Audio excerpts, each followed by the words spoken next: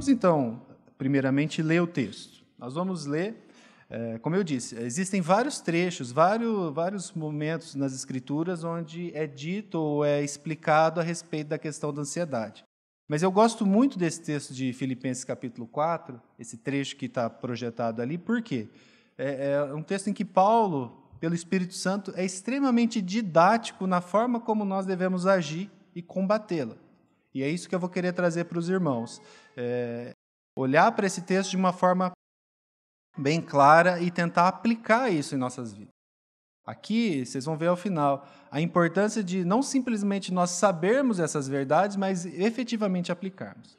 Vamos ler, então. Filipenses 4, verso 4 a 9. Alegrai-vos sempre no Senhor, outra vez eu digo, alegrai-vos. Seja a vossa moderação conhecida de todos os homens, perto está o Senhor. Não andeis ansiosos de coisa alguma, em tudo, porém, sejam conhecidas diante de Deus as vossas petições pela oração e pela súplica, com ações de graças. E a paz de Deus, que excede todo entendimento, guardará o vosso coração e a vossa mente em Cristo Jesus. Finalmente, irmãos, tudo que é verdadeiro, tudo que é respeitável, tudo que é justo, tudo que é puro, tudo que é amável, tudo que é de boa fama, se alguma virtude há e se algum louvor existe, seja isso que ocupe o vosso pensamento. O que também aprendestes e recebestes e ouvistes e vistes em mim, isso praticai, e o Deus da paz estará convosco. Primeiro, vamos fazer uma breve definição do que é ansiedade, né? Aqui eu não estou sendo extremamente técnico, eu estou vendo algumas psicólogas aqui, psicólogos, né? Eu vou trazer aquilo que é o mais do senso comum e aquilo que a gente percebe, né? É você, basicamente, você sofrer, se angustiar, se amedrontar por algo que não aconteceu ainda. É nesse contexto que eu vou tratar. É aquele senso ruim, aquela sensação ruim que nós sentimos, aquele medo do futuro, aquela angústia que nós sentimos por algo que efetivamente não aconteceu. Está no futuro ainda. E se está no futuro, está nas mãos de quem? Nas mãos do Senhor. Desde quando existe ansiedade, irmãos? Desde quando o homem se separou do Pai. No momento em que nós tínhamos comunhão plena com o nosso Senhor, né? Isso aconteceu lá naquele breve momento lá no Éden, não havia motivo para ansiedade. O Senhor estava presente o tempo todo. Nada nos faltava. Mas a partir do momento em que há queda, naquele momento, surge o sentimento de apreensão. Eu estou sozinho. E agora? O que eu faço? E não só eu estou sozinho. Eu estou errado. Eu preciso fazer alguma coisa. Eu preciso fugir. O que eu vou fazer? E aí é interessante que se a gente já olha, a gente já vai perceber a primeira fuga. Gênesis capítulo 3, a gente vai ter o primeiro momento em que nós vemos alguém desesperado, a gente vai ver pela primeira vez alguém com medo, a gente vai ver pela primeira vez alguém ansioso e pela primeira vez alguém fugindo, né? Olha só, Gênesis 3, 6. Vendo a mulher que a árvore era boa para se comer, agradável aos olhos e árvore desejável para dar entendimento, tomou do seu fruto e comeu. E deu também ao marido, e ele comeu. Então os olhos de ambos se abriram, e aí eles perceberam que eles estavam distantes do Pai, que eles não estavam em comunhão mais com o Pai. Percebendo que estavam nus, primeira coisa, costuraram folhas de figueira e fizeram cintas para si. Ao ouvirem a voz do Senhor Deus, que andava no jardim, quando soprava o vento suave da tarde, nós sabemos que até então, todas as vezes que eles ouviam a voz do Senhor, na viração do dia, era algo bom para eles, era um momento de alegria, era um momento de satisfação. Mas agora não mais, né? Quando eles ouviram a voz, o homem e a mulher se esconderam da presença do Senhor Deus entre as árvores do jardim. Meus irmãos, quando nós nos falamos da questão da ansiedade, existem 3 coisas básicas que nós podemos fazer para responder a essa sensação, a esse sentimento ou a essa angústia. 3 coisas básicas. A primeira coisa é se deixar levar. Eu vou ficar ansioso mesmo, é isso mesmo, eu vou ficar depressivo mesmo, eu sou assim mesmo. A gente conhece algumas pessoas que são assim. Não, eu sou ansioso e eu sou assim e pronto, acabou. A segunda opção é fazer o que a gente vai tentar fazer aqui hoje. Olhar para as Escrituras e buscar na palavra, no Senhor, a nossa Como que nós iremos lutar contra isso? E aqui não tem segredo. Tudo isso significa, a gente viu que a ansiedade começa quando a gente se afasta do Pai. Para eu me libertar desse sentimento, ainda que não totalmente, porque sempre estaremos em lutas, para onde que eu tenho que buscar? Quem que eu tenho que buscar? Novamente, ter comunhão com o Pai. E como que eu tenho comunhão com o Pai? Através do Filho. Então, essa é a hipótese correta. É assim que eu vou ter uma vida de luta, mas buscando vitória contra esse mau sentimento, essa coisa que muito facilmente me leva ao desespero, ao pecado, ao medo, à angústia. E a terceira hipótese, que é a mais comum, que as pessoas mais fazem, é aquela de Adão e Eva, é fugir. As pessoas fogem de formas mais diversas dessa sensação de angústia. Existem algumas pessoas que dizem assim, eu não sou ansioso, eu não penso muito no futuro. Mas quando você começa a conviver com essas pessoas, vocês percebem, ou eu percebo, que as pessoas sublimam isso ou tentam esconder isso de outras formas. Por exemplo, pessoas que comem muito, ou que quase não conseguem comer. Pessoas que trabalham muito, ou que não conseguem sair de casa e gostam de ficar só dormindo. Pessoas que são muito perfeccionistas e outras são extremamente desleixadas. Tudo isso são coisas que as pessoas ali elas estão tentando criar alguns tipos de ídolos, criar alguns tipos de situações para tentar fugir daquele sentimento de angústia que elas sentem, né, no caso. Então, os homens, todos nós, somos craques em tentar fugir de maneira inadequada do pecado, ou mesmo aqui da ansiedade, né, no caso, falando especificamente sobre ela. É Adão tentando se esconder atrás de um arbusto. Vai resolver? Isso vai voltar a comunhão dele com o Senhor? De forma nenhuma. Mas nós fazemos isso com muita frequência. Por isso que vocês vão ver que um dos tópicos que nós vamos tratar, e que está lá no texto, é a moderação. Uma pessoa ansiosa é uma pessoa que, via de regra, não é moderada. Então, a gente agora vai para o texto, efetivamente, a gente vai tentar prestar atenção aqui, ponto a ponto, né, para compreender o que o texto está nos dizendo, o que Paulo está dizendo. Primeiro, para quem que ele está escrevendo isso? Igreja de Filipos. Essa igreja, é muito interessante a gente pensar no contexto em que essa igreja foi formada. Né? E o contexto da criação da igreja de Filipos, ele é muito claro para nós, porque em Atos capítulo 16 vai ter todo o relato de como essa igreja começou. Né? Quando Paulo e Silas, então, eles abordam primeiramente Lídia, né? E aquele grupo de mulheres. E logo em seguida, Paulo e Silas, eles acabam exorcizando, vocês se lembram, aquela moça adivinhadora que dava muito lucro para os seus senhores. E quando isso acontece, aqueles senhores ficam muito irritados, porque a fonte de renda deles secou, e então eles mandam Paulo e Silas para a prisão. Eles são fustigados ali com varas, eles ficam todos machucados, feridos, né? É interessante que vocês vão lá em Atos, vocês vão perceber que eles não ficaram simplesmente presos, mas eles ficaram no lugar mais seguro da prisão. E eles ficaram amarrados pelos pés durante toda a noite, e quando era meia-noite, eles estavam cantando e louvando ao Senhor. E Lucas, quando ele escreve Atos, ele deixa claro, ele escreve lá ainda, e todos ouviam. Era algo que chamou a atenção daquelas pessoas. E a igreja de Filipos é muito interessante, muito bonito isso. Né? Eu falei aqui de ansiedade, né? Presta atenção como isso é interessante. Quando vocês olham para essas fugas, qual que é a última fuga que alguém pode buscar? A última fuga de todos os medos, de todas as ansiedades, é o suicídio, não é? E a igreja de Filipos, ela começa com um quase suicídio. Porque quando o Senhor liberta Paulo e Silas, o carcereiro que estava tomando conta deles se desespera, porque ele tinha que prestar conta com a vida dele mesmo, daqueles homens que ele cuidava. Então ele tira de uma espada e ele vai se matar. Porque não, eu não dou conta de viver dessa forma. Ele tenta se matar. E nessa hora, o que acontece? O Paulo vem e fala, não, pare com isso. Você não precisa fazer isso. E aquele homem se converte, toda a casa daquele homem se converte, toda a casa dele. E ali você tem a semente do que é a igreja de Filipos. Então, é uma igreja que a gente tem, graças a Deus, toda essa base para a gente entender como que ela começou, e a gente percebe que ela começa num contexto muito traumático. É uma igreja que praticamente começou dentro de uma prisão com quase suicídio. E, muito interessante também, é uma igreja muito elogiada, é uma igreja que sempre apoiou Paulo nos trabalhos dele. Foi a primeira igreja que Paulo plantou na Europa, na Macedônia, né? Então, assim, uma boa igreja, uma igreja que a gente lê o texto todo da carta de Filipos, uma igreja abençoada. E começou de uma maneira que tinha, aparentemente, tinha tudo para dar errado, né?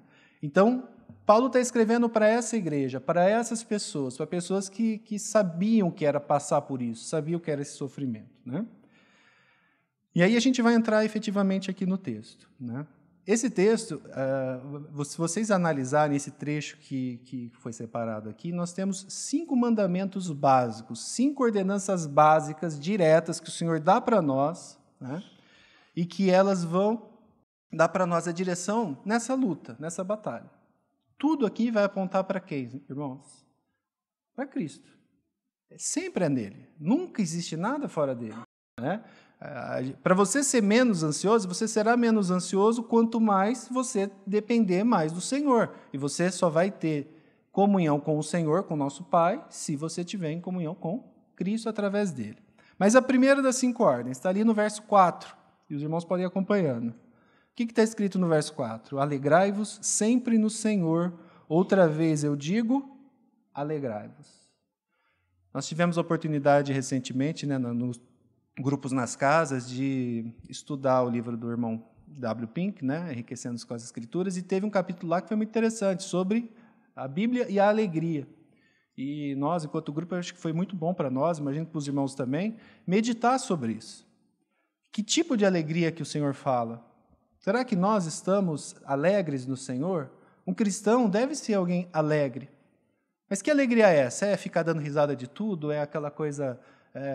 É simplesmente dar risada, ser um bom humor solto, sem motivo, sem motivação? Não, não é isso. Porque se fosse isso, para eu cumprir esse mandamento era muito simples, era só eu beber, por exemplo, tomar muitas bebidas alcoólicas, ficar alcoolizado, pronto, a pessoa começa a beber, fica alegre, fica feliz.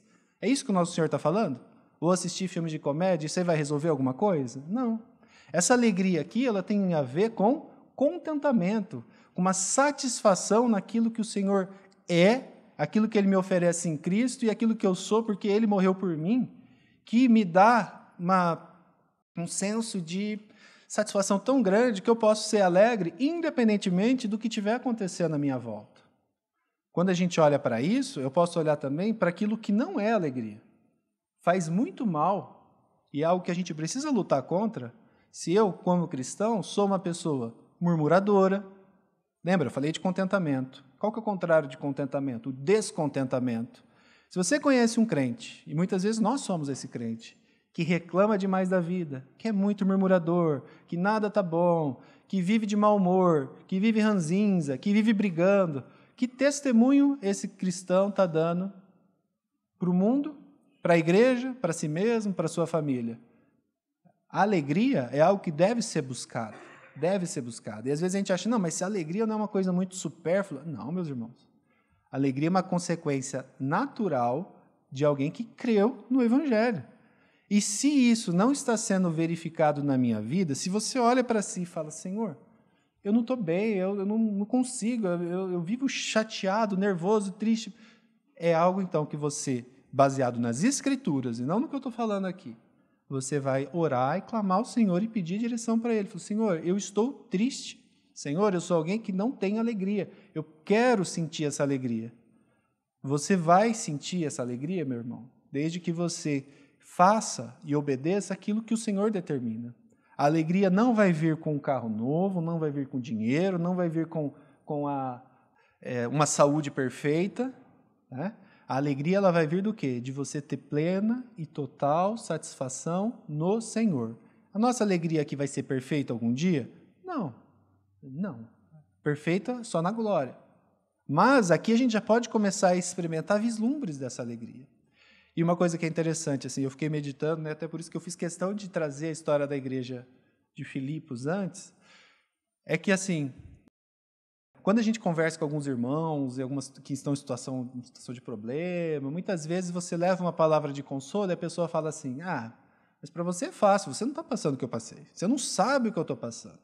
Às vezes o irmão lê o texto aqui e fala assim, para Paulo era fácil, né? Ele era apóstolo, agora eu não, o meu problema é muito maior.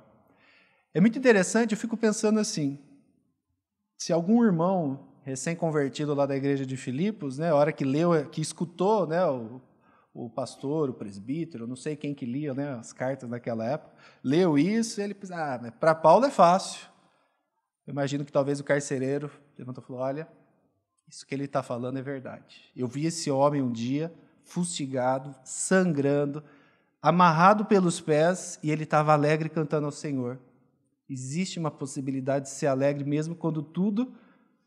Paulo não sabia se no dia seguinte ele ia estar vivo ou morto. A chance de ele morrer no outro dia era muito grande, e ele estava cantando. Então, olha o testemunho desse irmão. Acho que aquela igreja, quando eles olhavam para isso e lembravam daquilo, isso devia dar um peso muito grande, né, de verdade. Nós não vimos isso. Eu não conheci Paulo, mas está escrito aqui. Eu creio nisso. Se eu creio nisso, isso tem que ser suficiente para mim. É possível, sim, ser feliz e ser alegre, independentemente de circunstâncias. E esse é o primeiro ponto. O segundo ponto tem a ver com o que eu já mencionei. Ser moderado. Verso 5. Seja a vossa moderação conhecida de todos os homens. E se tem um termômetro para ver se o cidadão é ansioso ou não, está na moderação. Como eu disse, às vezes as pessoas elas se dizem não ansiosas porque elas não pensam muito no futuro, não ligam muito para o dia de amanhã, mas elas tentam eliminar isso de outra forma. Eu me lembro de uma vez de um irmão que ele dizia de boca cheia, falou, eu não sou ansioso, esse mal ninguém me pega. Só que ele tinha uma compulsão alimentar terrível, tanto que ele acabou tendo que fazer uma cirurgia bariátrica, e logo que ele fez a cirurgia, ele emagreceu e substituiu a compulsão alimentar por uma compulsão por álcool. Mas ele não era ansioso. Vocês entendem? Então, não tentem se enganar. Enquanto você não estiver totalmente dependendo do Senhor, a ansiedade vai vir, né? E, às vezes, você está tão bem organizadinho nas suas fugas que parece até que nós somos bem tranquilos. Mas, muitas vezes, nós não somos. Olhe para a sua vida. Você trabalha muito? Você se preocupa muito com dinheiro? Você fica desesperado com a saúde de todo mundo? Você é alguém que é muito perfeccionista? Como que você é na hora de limpar a sua casa? Você limpa demais, mais do que precisa? Ou você é muito desleixado? Esses pequenos detalhes, eles vão dar uma amostra de que alguma coisa não está certa, né? A moderação, então, ela vai ser essa consequência natural de uma vida cristã equilibrada. Então, um crente equilibrado, ele não vai ser alguém que é muito briguento e nem que é totalmente passivo. Não vai ser alguém que se preocupa demais com a limpeza, mas também não vai ser uma pessoa porca. Naturalmente, ele vai encontrar o equilíbrio, porque tudo aponta para o equilíbrio. E aqui tem mais um detalhe, o texto tem um detalhe. Essa moderação é um equilíbrio, simplesmente ser equilibrado. Essa moderação não é suficiente que simplesmente eu me reconheça como alguém moderado. Que eu posso até falar, não, eu me considero uma pessoa muito moderada. Mas aqui, o Espírito Santo, através de Paulo, vai trazer para a gente que essa moderação ela tem que ser tal que ela vai testemunhar os outros. A minha moderação tem que ser conhecida de todos os homens. Eu, enquanto cristão, tenho que dar bom testemunho da minha moderação e da minha cristandade para todas as pessoas. As pessoas têm que andar na rua e olhar para o irmão e falar, ali vai um homem moderado. Isso no seu trabalho, isso na sua escola, isso na faculdade, onde você estiver. Não basta simplesmente, não, eu me considero uma pessoa moderada, ok. Esse é o seu testemunho? Você é reconhecido como uma pessoa moderada ou quando você chega, por exemplo, no futebol, os irmãos falam, ih, já chegou o briguento. Isso é falta de moderação. Quando você vai num lugar, não podemos conversar sobre esse assunto com o irmão porque ele logo já fica desesperado, já começa a brigar com todo mundo. E isso é falta de moderação. Então, isso se aplica a qualquer coisa em nossas vidas, tá, irmão? Em qualquer área. E cada um aqui vai estar de um lado. Tem gente que é passivo demais, tem gente que é ativo demais, tem gente que não consegue descansar, tem gente que descansa muito. Então, para nós cabe o quê? Focar na palavra, ela vai estar todo o direcionamento daquilo que eu preciso fazer para ter uma vida equilibrada. Basta que nós olhemos para Cristo, nós vamos ser santificados, a santificação é ser feito cada dia mais na imagem do Senhor Jesus, e aí a gente vai experimentar isso. Então, ser moderado, e a nossa moderação tem que ser conhecida de todos os homens. Oração. E aqui vem um dos principais temas, assim, e algo que, se nós não obedecermos esse mandamento, meus irmãos, não vai ter condição de nós sermos pessoas não ansiosas ou menos ansiosas. Por quê? O Senhor Jesus, Ele não nos tirou do mundo. A oração dele não foi essa. Ele nos manteve aqui. Todos nós. E esse mundo, ele é mau. Nós ainda carregamos no nosso corpo, né, o já e o ainda não. Nós já somos cristãos, aqueles que creem, mas ainda temos um corpo de pecado. Então, as lutas virão, a ansiedade virão, vai vir, né, os problemas virão, inclusive de pessoas que a gente ama, de quem a gente está perto, que a gente gosta, de quem você não espera. Então, problemas virão, e nunca houve nenhum lugar, eu não vejo nas Escrituras, nenhum lugar que diz que aqui nessa terra, para o crente verdadeiro, vai dar tudo certo, vai ser tudo mil maravilhas. Isso não está na Bíblia minha nem na de vocês. Na glória é outra história, mas eu estou falando aqui. Tá? E aí o que ele vai dizer para nós, o apóstolo? Em tudo, porém, sejam conhecidas diante de Deus as vossas petições, pela oração e pela súplica com ações de graças. Né? Tudo aquilo que mexe com você, que mexe com o seu sentimento, que te deixou feliz, triste, alegre, preocupado, é algo que merece ser levado a Deus em oração. O seu coração, meu irmão, o meu coração é como se fosse uma panela de pressão. A nossa válvula de escape, enquanto a gente está aqui, a válvula onde a pressão vai sair para não explodir, é Deus. E como que eu vou ter comunhão com o Senhor nessa situação minha e de vocês? Como a gente está aqui hoje? Orando. Eu vou chegar para o meu Senhor e falar, Pai, eu estou com medo, Pai, eu estou desesperado, Pai, eu estou cansado, eu não sei o que fazer. Se você não fizer isso, vai acontecer o que vai acontecer com uma panela de pressão se ela tiver com a válvula entupida. Explode. Explode. A gente vê essas explosões diariamente. Pessoas que já conheceram o Senhor Jesus, têm bastante conhecimento, já serviram e estão devastadas. É muito comum isso acontecer. E isso acontece muito por quê? Porque nós somos teimosos e desobedientes. A falta de oração, via de regra, sabe o que denota para mim? Eu vejo por mim. Por que eu não oro? Porque eu sou orgulhoso. Porque muitas vezes eu acho, não, se eu consigo resolver sozinho. Não, eu não preciso falar. É como se eu quisesse resolver tudo do meu jeito e eu desobedeço o mandamento. Em tudo, porém, sejam conhecidas de Deus as vossas petições. E aqui eu estou falando da oração. E aqui, irmãos, vocês se lembram, o que a palavra diz sobre oração? Orai sem cessar. Isso não é uma utopia. Tem muito cristão que acha que isso é um jeito de falar, porque ninguém pode orar sem cessar. Irmãos, é possível sim. A gente tem que fazer uma separação, às vezes, das formas de orar. Existem, vamos pensar assim, 3 formas básicas de oração. A primeira forma básica de oração é qual? É a oração no secreto do quarto, que o Senhor prescreveu para nós. Essa oração, de fato, não dá para você orar sem cessar dessa forma. A gente tem que trabalhar, a gente tem que fazer nossas coisas. Mas essa oração, ela é central. Todos nós aqui, se você não faz isso uma vez ao dia, pelo menos, você está pedindo para aquela, usando a minha alegoria aqui, a ilustração, para essa panela de pressão explodir. É o momento em que você estará diante do Senhor a sós, orando, meditando na palavra e confessando aquilo que está te incomodando, levando para Ele aqueles seus problemas, pedindo orientação para Ele do como você quer que você prossiga na caminhada. Esse é um tipo.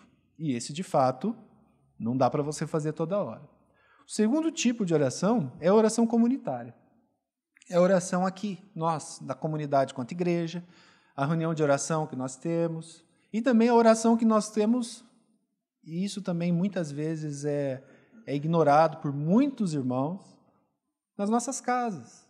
Quando eu oro com a minha família para me alimentar, quando eu de manhã vou e oro com um filho meu, ou antes de dormir, ou depois de dormir, a oração que eu faço com a minha esposa.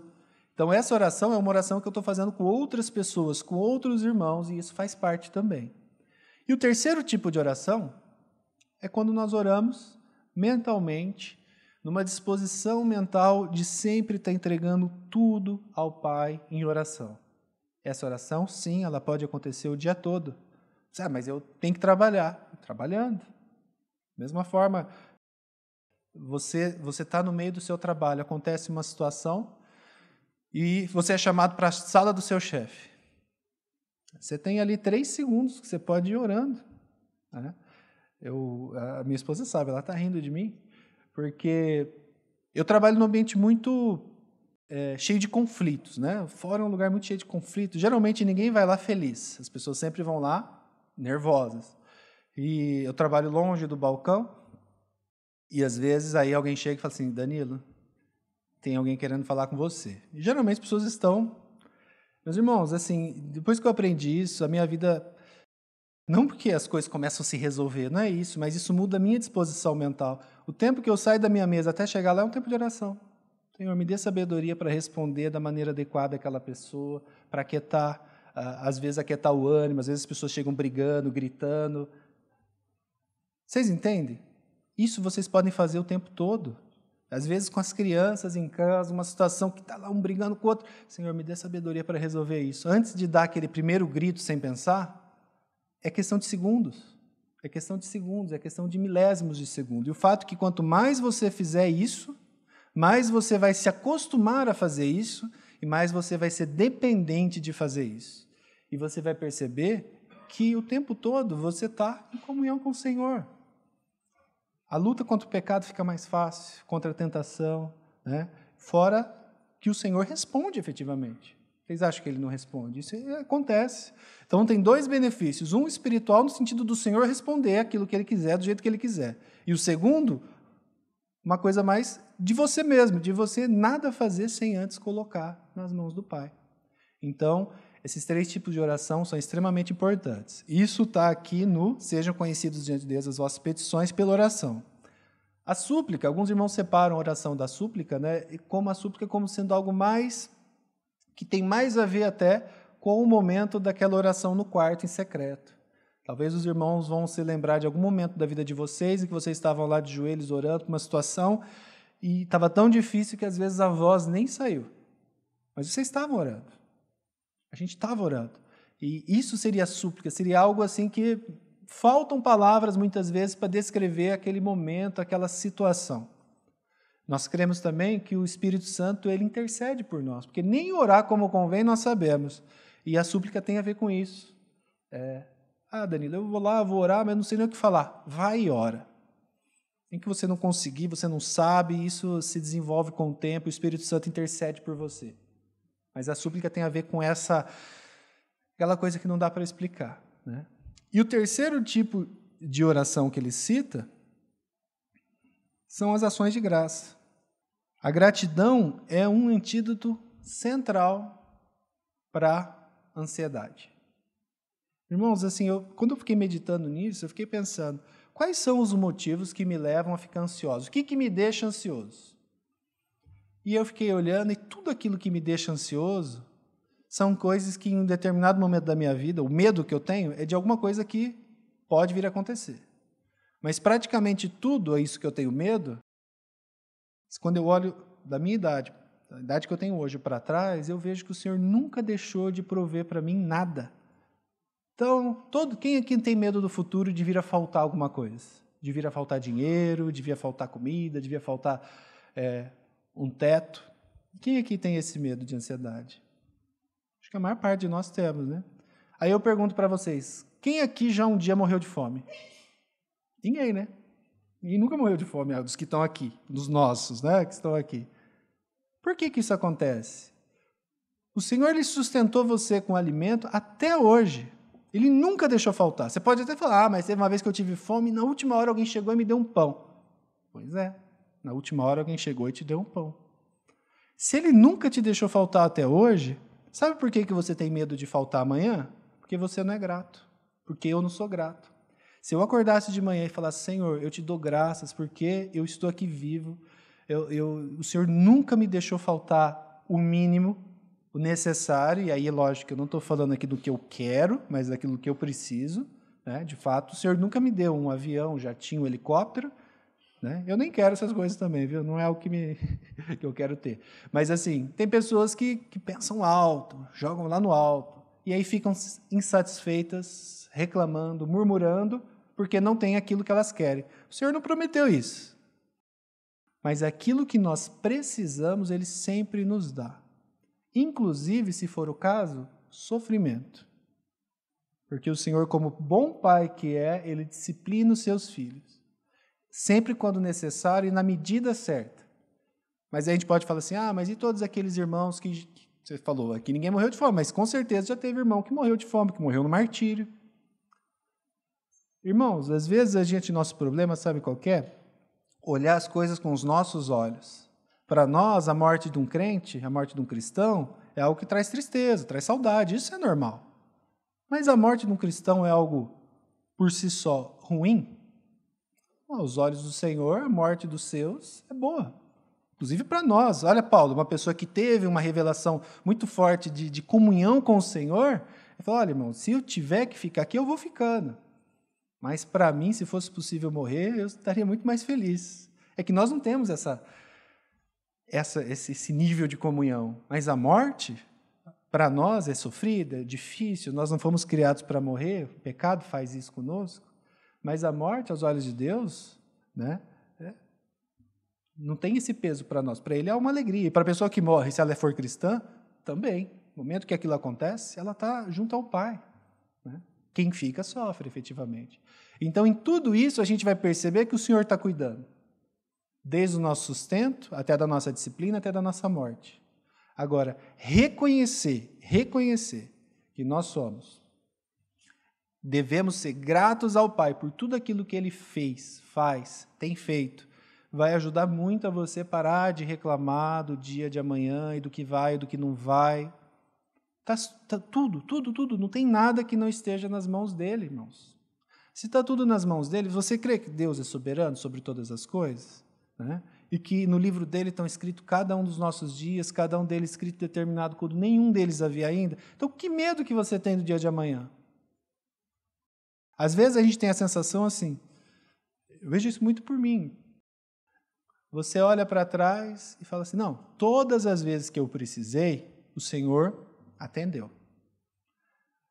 Então, estatisticamente, eu acho que amanhã não vai. Né? Se sempre Ele atendeu, mas amanhã eu acho que não. Agora é diferente. A gente sempre fica fazendo esse tipo de coisa. Isso daí, irmãos, é pura ansiedade. E aqui nós somos levados a focar nesses pontos que Paulo vai trazer um a um, de uma maneira muito didática. Trate dessa forma e perceba como que isso vai mudar na sua vida. Então, primeira coisa, nos alegrarmos.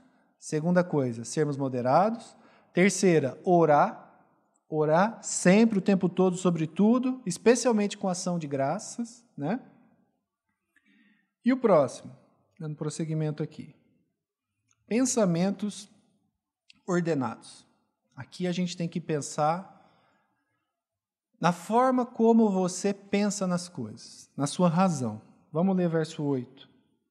Finalmente, irmãos, tudo que é verdadeiro, tudo que é respeitável, tudo que é justo, tudo que é puro, tudo que é amável, tudo que é de boa fama, se alguma virtude há e se algum louvor existe, seja isso o que ocupe o vosso pensamento. O que é importante pensar aqui?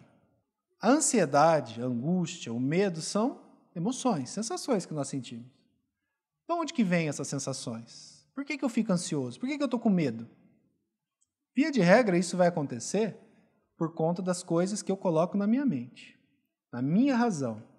As coisas que eu leio no jornal, as coisas que eu vejo na televisão, as coisas que eu, convivendo com os irmãos, eu acabo vendo. Então, a minha razão, a minha mente, é onde eu tenho contato externo com o mundo, através dos meus sentidos, isso tudo vai para a minha mente. E o que eu encho a minha cabeça vai refletir na forma como eu sinto. Os irmãos aqui já devem ter tido essa experiência. Você está ali assistindo um jornal nacional, depois de 10 minutos, você vai conversar com sua esposa e você não está bem. Está meio problema. O que aconteceu? A esposa pergunta. Eu não sei. Você não prestou atenção, mas aquele monte de informações vem, você fica pensando naquilo, pensando naquilo, e sem você perceber, você está ansioso, você está nervoso, você está preocupado, você nem sabe de onde veio aquilo. Aquilo veio daquela notícia que o desemprego está aumentando, que o dólar está subindo, que amanhã talvez vai faltar dinheiro, E a nossa mente, sem a gente perceber, nós vamos enchendo ela de coisas ruins, né? De coisas que muitas vezes não são verdadeiras, né? E mesmo a forma como nós pensamos. As coisas que ficam aqui dentro não são verdadeiras. O que nós não fazemos é passar pelo crivo desse verso 8 do capítulo 4 de Filipenses os nossos pensamentos. Irmãos, eu quero que fique bem claro aqui, eu não estou falando de pensamento positivo.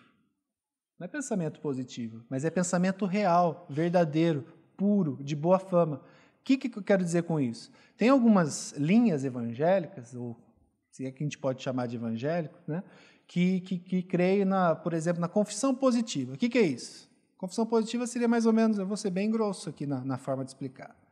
Então, segunda-feira vai ser um resultado de um exame meu para dizer se eu tenho câncer ou não tenho. Confissão positiva, eu vou falar assim: Senhor, vai ser negativo o meu exame. Eu decreto em nome de Jesus que não vai ter câncer, porque eu sei que não vai ter. Porque eu não posso falar que eu vou ter, porque se eu falar que eu vou ter, pode ser que eu tenha. Então eu tenho que confessar positivamente que vai dar certo. Meu resultado vai ser maravilhoso, vai dar tudo certo. Isso é confissão positiva. É você afirmar, porque se eu falar uma coisa negativa, vai que isso puxa uma energia negativa ali e não vai dar certo. Não é isso que eu estou falando. O pensamento ordenado, nos termos aqui do que Paulo nos ensina, é um pensamento de realidade. A maneira correta de pensar seria qual? Amanhã eu vou ter um resultado de um exame. Esse resultado pode ser positivo ou pode ser negativo. Se ele for um resultado bom, graças a Deus por isso. Eu vou ficar feliz com esse resultado e vou dar glória a Deus por isso. Se ele for um resultado ruim, bem, vai ser difícil, vai ser triste, mas eu sei que Deus está no controle de todas as coisas, eu sei que eu posso contar com a ajuda da medicina especializada que vai poder me ajudar, eu sei que não vai ser fácil, mas eu sei que tudo isso vai estar sendo guiado pelo meu Senhor e que nada foge do controle dele. Vocês entenderam a diferença? É você tratar com a realidade. Então, é algo assim, tem um pensamento te incomodando na sua mente que está aqui e está, olha, vai faltar dinheiro amanhã. Vai faltar dinheiro amanhã. Não deixe ele ficar rodando, e vai, e volta, e vai, e volta. Trate dele com a verdade, de acordo com as Escrituras. Faça. Né? Eu vou pôr aqui. Faça esse teste. Isso que está tirando a minha paz é verdadeiro? É puro? É de boa fama? Né? É amável? É virtuoso? Esses pensamentos são dessa forma? Se não são, trate com eles. Combata eles. Esse combate tem que ser no âmbito da nossa razão, não é da emoção. Porque se ficar triste, como que as pessoas geralmente fazem? Elas têm um monte de informação difícil, ruim, pesada, aí ela fica triste, aí ela quer se alegrar. Ela quer se alegrar, sabe o que ela faz? Ela vai e bebe, porque a bebida vai ajudar. Ela vai assistir um filme para tentar esquecer, ela vai para o celular para tentar esquecer. Aí você quer lidar no âmbito da emoção. Você não vai lidar isso no âmbito da emoção, você tem que lidar no âmbito da razão. O que está me deixando incomodado? É o medo de faltar dinheiro amanhã? Bom, como eu já falei, ele já deixou faltar? Não. Teve momentos difíceis, mas ele nunca deixou faltar o mínimo que eu precisasse. Então, a gente vai tratando com a verdade. Quantas vezes, irmãos? Quantas vezes? Faça a conta entre vocês. Você sofreu muito mais pela espera de um resultado de um exame, pela espera de um resultado de uma situação difícil que você tinha que lidar com uma pessoa, que você estava com medo de lidar com aquela pessoa. Aí você fica lá 5, 3, 10, 15 dias sofrendo por aquilo que pode vir a acontecer e chega na hora e não era nada daquilo. Por que eu sofri 10 dias sendo que, vamos pensar assim, sendo que se eu não tivesse ficado ansioso por 10 dias, talvez eu até teria que sofrer aquilo no 10º dia. Mas eu sofreria só no 10º dia, e não os 10 dias. E quantas vezes a gente chega lá e não é nada? Por que a gente sofre, então? A gente sofre porque a gente desobedece. Né? Então, esse crivo é muito importante. Aqui, quando fala de boa fama, até na maneira da gente pensar dos irmãos.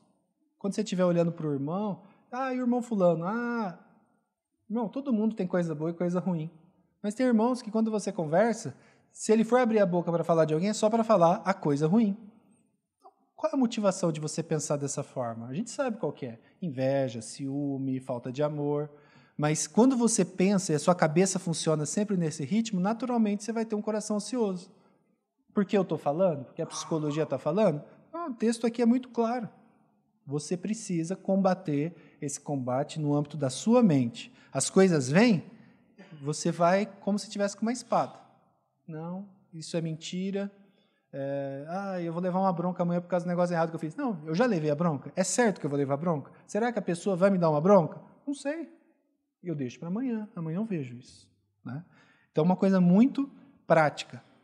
Como eu disse, ninguém está falando aqui de pensamento positivo, mas pensamento baseado na realidade de acordo com os princípios das Escrituras. Tá? E o último, que talvez, assim, ele fecha, né? Esse daqui, se vocês não aplicarem, nada do resto vai adiantar. Eu já sei todas essas coisas que você falou, Danilo, mas a minha vida não muda. Eu continuo ansioso. Talvez seja falta de aplicar o verso 9.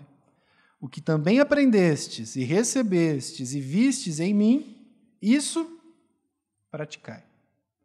Então, assim, pela graça do Senhor, eu estou aqui com vocês há 2 anos e meio. E o que eu tenho visto aqui é que a gente, pela graça de Deus, e isso não é normal no meio evangélico, irmãos. Alguns irmãos que cresceram ou que se converteram aqui acham que todas as igrejas pregam o evangelho, pregam a palavra, têm uma pregação expositiva. Isso não é o padrão. Então, pela graça de Deus, a gente tem visto uma pregação real das Escrituras aqui. Só que se você está aprendendo tudo, está decorando tudo, está lendo tudo quanto é doutrina, e você não está aplicando isso na sua vida, isso é mais uma das coisas que leva à ansiedade. Mesmo porque isso é pecado também. Né? Isso traz mais peso sobre você e sobre mim. Saber e não fazer, o Senhor vai cobrar. Ele vai cobrar de nós, os dons que Ele nos ofereceu. Né? Eu sei que esse texto de Tiago, a fé sem obras é morta, ela é aplicada em outro contexto, eu trouxe aqui só como uma analogia. Aqui é muito parecido. Eu sei tudo isso. Você aplica? Não. Então isso não significa nada. É a mesma coisa uma pessoa que tem uma doença terminal e eu tenho um remédio que cura aquela doença. Ela, muito obrigado, eu acredito que esse remédio vai me curar dessa doença. Aí ele pega o remédio e põe no bolso. Vai sarar? Não sara, morre. Né? E aqui basicamente é a mesma coisa. Então são esses 5 mandamentos, 5 ordenanças. Né? Buscar alegria no Senhor, ser moderado, orar, manter os meus pensamentos ordenados e, por último, pôr em prática tudo isso. E quais são as consequências disso? 2 básicas, que estão no texto também, não sou eu que estou dizendo. Primeiro, verso 7. A paz de Deus guardará a vossa mente e coração. Aqui é interessante, né, tem um estudo do irmão Nicodemos sobre esse texto, e ele vai dizer que no grego essa palavra guardar, ela significa efetivamente como se fosse um guarda que faz a guarda, numa polícia ou no exército, aquele guarda que fica na frente. E ele fica dando volta para não deixar que ninguém entre. Né? Então aqui ele está dizendo o quê? Que a paz do Senhor vai ser esse guarda. Ele vai ficar do lado de fora, me protegendo. Protegendo em que aspecto? Minha mente, lembra que eu falei da razão? Né? Dos meus pensamentos e o meu coração, os meus sentimentos. Se eu obedecer o Senhor, está aqui, ele já disse o que ele vai fazer. A paz dele vai me proteger dessas coisas. Mas ele clama, faça isso. Ele determina, né? Clama, ele determina, faça essas coisas, me obedeça. E a paz de Deus vai guardar a vossa mente e o coração. Mas é bonito porque não é só isso. Ele não vai simplesmente nos guardar dos perigos e das lutas e das tentações que vêm de fora. Olha o que ele vai fazer também. E o Deus da paz estará convosco. Então ele nos protege do lado de fora, ele fica ali fora como um guarda, protegendo a gente de tudo, mas ao mesmo tempo ele está conosco. Eu posso experimentar essa comunhão. Né? E essa comunhão, como eu disse, qual que foi o problema lá no Éden, como a ansiedade entrou no mundo? Falta de comunhão com o Pai. Eles tinham comunhão, perderam por conta do pecado. Certo? A partir do momento que eu criei no Evangelho, eu criei que Jesus Cristo morreu na cruz no meu lugar, por conta dos meus pecados, é que a partir de agora Ele é meu Senhor, Ele é meu Salvador, eu posso voltar a ter comunhão com o Pai.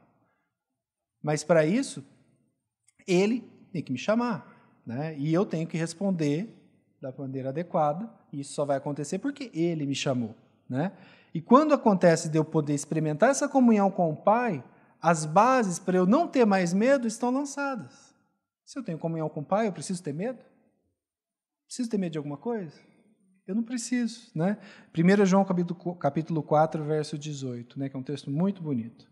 No amor não existe medo. Pelo contrário, o perfeito amor lança fora todo medo.